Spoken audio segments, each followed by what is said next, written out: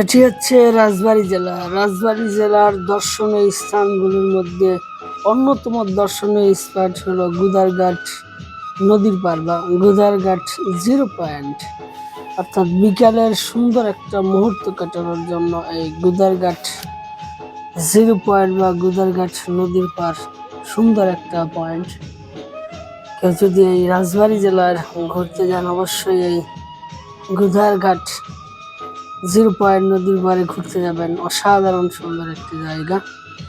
রাজবাড়ী জেলার শহরগুলোর মধ্যে অর্থাৎ রাজবাড়ী জেলা শহরে অন্যতম একটি জায়গা ঘোরার মতো সুন্দর একটা বিকেল কাটানোর জন্য।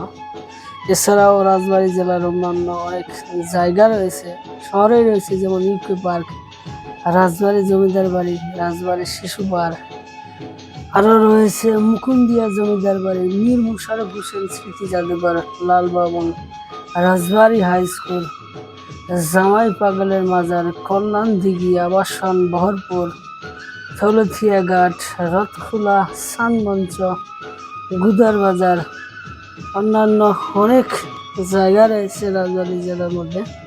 তবে এই গুদারঘাট জিরো পয়েন্ট গুদারঘাট নদীর পাড় অর্থাৎ যারা রাজবাড়িতে থাকেন বা রাজবাড়ী শহর এলাকাতে থাকেন তারা এই জায়গাটি সবচেয়ে বেশি বেছে নেয়। রাজবাড়ী জেলার এই নদীর পাড় গুদারঘাট অসাধারণ সুন্দর একটা জায়গা।